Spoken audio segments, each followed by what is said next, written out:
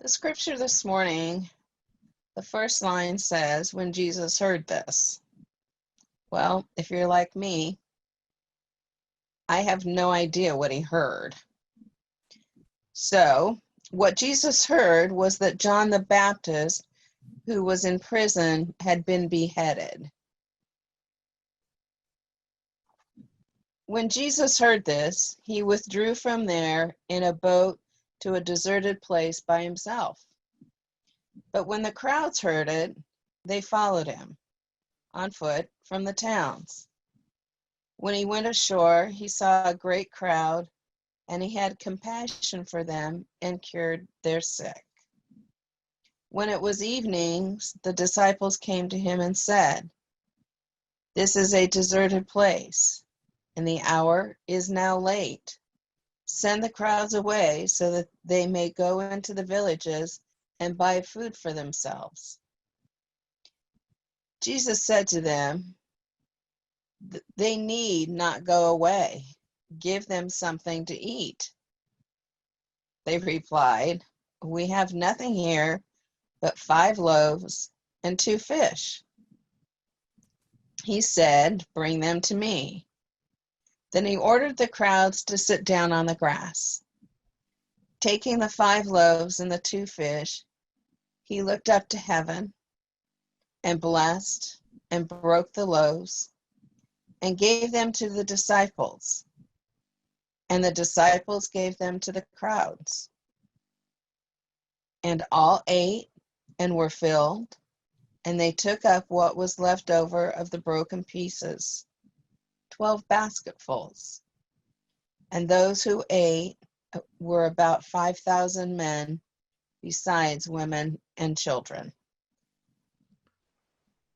Some of you, maybe most of you, are familiar with the children's author and illustrator Shel Silverstein. One of his more famous books is The Giving Tree.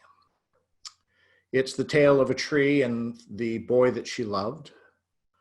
The boy would come and play in her leaves and climb her trunk and swing on her branches and eat her apples. I use she and her pronouns for the tree because Silverstein uses them in the book. The story says that the boy loved the tree and the tree loved the boy. And when the boy grew and his priorities changed, he came to the tree saying that he wanted some money to be able to buy things. And so the tree gave her apples to him so that he could sell them to raise money. The boy became a man, and when he returned to the tree, he asked the tree to give him a home. So the tree gave up her branches so that he could build a home. When the boy became middle-aged, he wanted to get away from it all. So to do that, he needed a boat. So the tree suggested that he cut down her trunk and make a boat. Middle-aged man did this and sailed away. When the boy returned, he was an old man. And the tree said that she had nothing to give him, for all she was now was a stump. But a stump, she told the old man, is a good place to sit and rest. And so the old man sat and rested. And the tree, the stump really, was happy. I have 2 problems with this book, and they are interrelated. I have a problem with the fact that the tree finds her fulfillment in taking care of the needs of the boy and ignoring her own needs. And I have a problem with the tree being gendered female. There is a sexism in this story, a message that people who are gendered female will find their purpose in ignoring their own needs and in responding to the needs of others, particularly other male persons. This past week, I was introduced to a version of the book that has an alternative ending.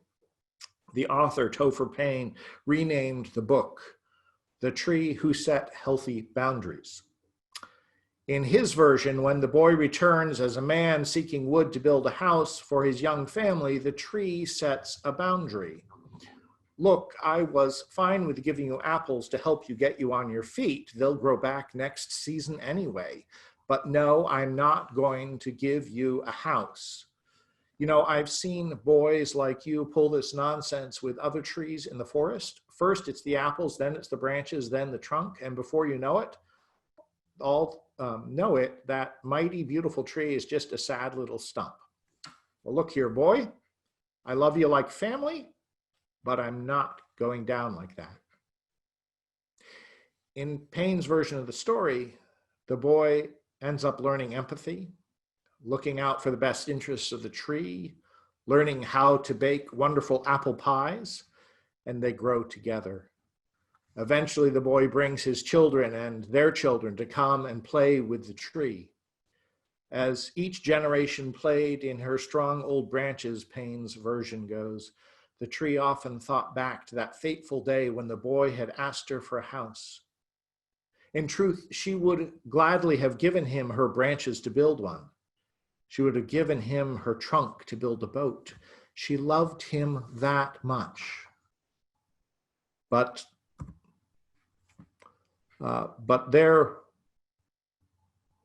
then she would have had nothing left, not for herself, nor for anyone else. In Paine's version of the story, the tree takes care of herself. 2 months ago, when I was picking themes for my sermons this summer, I came to this reading, and the thing that caught my attention in today's gospel lesson was the first verse. Don't get me wrong, I love the stories of the feedings of the multitude. They are so important to our faith. There are actually 6 versions of this story in the 4 gospels. Every gospel contains one version at least. 2 of them contain 2 versions. And yet it was the first sentence of this lesson, the setup for the story, that caught my attention this time around. When Jesus heard this, he withdrew from there in a boat to a deserted place by himself. As Val said, the this that Jesus heard was about the execution of John the Baptist. When Jesus heard that his friend John, his perhaps mentor John, had been killed, he decided that he needed a little alone time. So he got into a boat to go off to be by himself for a while. Jesus needed a little alone time. He recognized he needed that time, and he sought that time. Here's the most important thing that I have learned in the research that I've done these last week, the reading about self-care, is this. Self-care is not selfish. As one writer put it, self-care is stewardship of the only gift we bring into this world. Think about that for a moment. We may have accumulated stuff, we may have accumulated wealth over the course of our lifetimes, but the only true gift that we have to give, the only true gift that we truly have, is the gift of ourselves. How we care for ourselves is an act of stewardship. We may be good stewards with this gift, or we may be poor stewards with this gift. Self-care is stewardship of the only gift we bring into this world. Now, there are many things I could say on the topic of self-care. There are many articles and ideas that ended up on the floor of my sermon cutting room. Today, I want to focus on the complexity of self-care. And though she's not a psychologist or psychiatrist, I found what Deanna Zant wrote about the complexity of self-care quite enlightening. She differentiates 4 different aspects of self-care. First, she identifies self-soothing. These are activities that provide distraction and/or comfort in difficult times. A few examples that she offers up of self-soothing include TV binging, taking a bubble bath, getting into nature, taking time off from home responsibilities and childcare. I've noticed since the shelter-in-place order began that I've had a few evenings where I have really craved ice cream. And this has confused me because I do not digest ice cream well. Zant has helped me recognize that actually what I'm craving is some soothing. And I associate ice cream with yummy and being taken care of, and it's a childhood thing. She somewhat confusingly labels the second aspect of self-care, self-care. These are activities that help you find meaning and that support your growth and groundedness. A few of the examples of self-care that she offers include things like going to therapy, meditating, exercising, though interestingly, exercising can be a form of self-soothing for some people. Taking ownership of your finances, saying yes or no when you really mean it, and setting and keeping boundaries. For me, journaling is another activity that falls under this aspect of self-care. Zant then notices that it takes a lot to be able to even do self-care, since the systems and cultural norms in which we currently live can feel impossible to navigate on our own. That's why we also need community care, the third aspect of self-care that Zant identifies. Community care are strategies communities develop to help one another when the larger system won't let us take care of ourselves. She lists examples like child care and educational collectives, free cycle and buy nothing groups, special friendships, worker-owned co-ops, and co-housing situations. But community care is only part of the solution. Often, we also need to fundamentally overhaul the systems in which we live. This is something that the Movement for Black Lives is working on. It's really what the call to defund the police is about, the overhauling of the systems in which we live. And this brings us to the fourth aspect of self-care that Zant identifies, and that's structural care. Structural care is creating and sustaining the systems that support community care, self-care, and self-soothing. Zant lists examples like comprehensive universal health care, environmental defense and renewal, child and elder care, living wages, efficient public transportation, gender and sexuality liberation, racial equity and justice, and paid family leave. It occurs to me that the story of the feeding of the thousands is an example of community care and maybe even pushes towards structural care. Matthew tells us that when the crowds who were following Jesus heard that he had taken off in the boat to a deserted place, they walked around the lake so that they could meet him when he came ashore.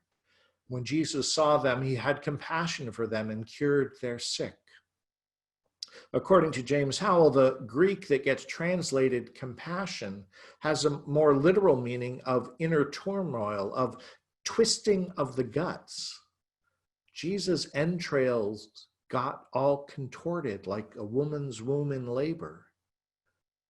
Jesus, suffering from his own grief, sees the needs of the people and his guts get so twisted up that he has to do something, and he starts meeting those needs. Meeting those needs is both an act of self-care, maybe even self-soothing for Jesus, and an act of community care. And then when it gets late and the need shifts to one of dinner, Jesus tells his disciples to give the people something to eat. The disciples don't think they have the resources to meet these needs, so they hesitate, and Jesus takes what they have and meets the needs of the people who are there. We can see Jesus organizing his disciples and the people to create community care. The story ends with a note that there were 12 baskets filled with the leftovers. I can't help but wonder if at some level Jesus is leaning into structural care as well.